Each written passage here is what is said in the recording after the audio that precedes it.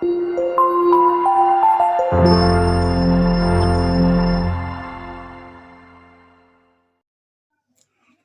नाम है आपका? शफीउद्दीन मंसूरी। आपके समाजवादी पार्टी में पद भी रहा है, समाज में भी कई पद रहे आपके। समाजवादी पार्टी में अभी प्रदेश में राज्य पिछड़ा वर्ग के प्रदेश सचिव थे, पसमादा मुस्लिम समाज के प्रदेश के सचिव हैं, मंसूरी समाज के प्रदेश सचिव और जिला अध्यक्ष भी हैं। मंसूरी साहब, भाजपा की प्रवक्ता नुपुर शर्मा ने पैगंबर साहब के लिए कुछ कहा था, क्या टिप्पणी की थी और क्यों की इन्होंने? ऐसा है कि दुनिया के सारे मुसलमानों का यकीदा मजहब इस्लाम और अल्लाह के रसूल मोहम्मद मुस्तफ़ा पर टिका हुआ है, क्योंकि हिंदुस्तान जो एक सेकुलर मुल्क है, यहाँ पर तमाम मज़ाहिब के मानने वाले और तमाम धर्मों के मानने वाले एक साथ रहते हैं। हमारा मुल्क अमन और एकता की पूरी दुनिया में मिसाल है, और मोहम्मद साहब जो मजहब इस्लाम के मानने वालों के दिलों में उनकी सांस की हर धड़कन पर पूरा मुकम्मिल हम लोगों का ईमान है, और उनके लिए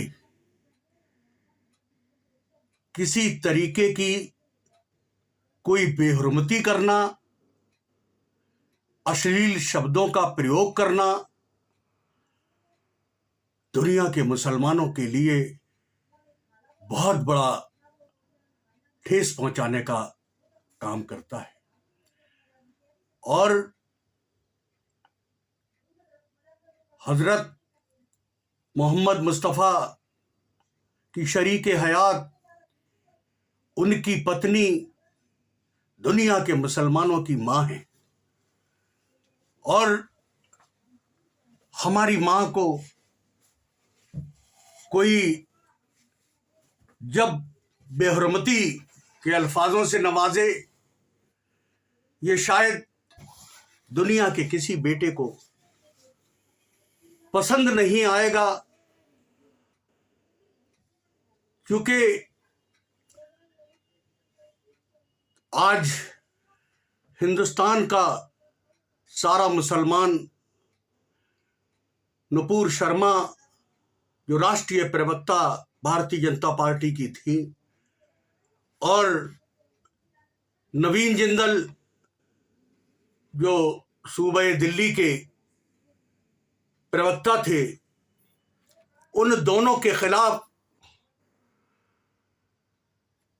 हिंदुस्तान में हर मुसलमान ने विरोध प्रकट किया। लेकिन हमारी सरकारों ने हिंदुस्तान के मुसलमानों की बात पे गौर नहीं किया। जब ये बात हमारे मुल्क की चार दीवारी से बाहर गई, तो दूसरे मुल्कों में जहां पर मुसलमान रहते हैं, उन लोगों ने विरोध अपने तौर तरीके से प्रकट किया, और यह महसूस किया कि हिंदुस्तान में रहने वाले मुसलमानों के साथ भेदभाव हो रहा है। और सच्चाई यह है कि कोई भी मजहब, कोई भी धर्म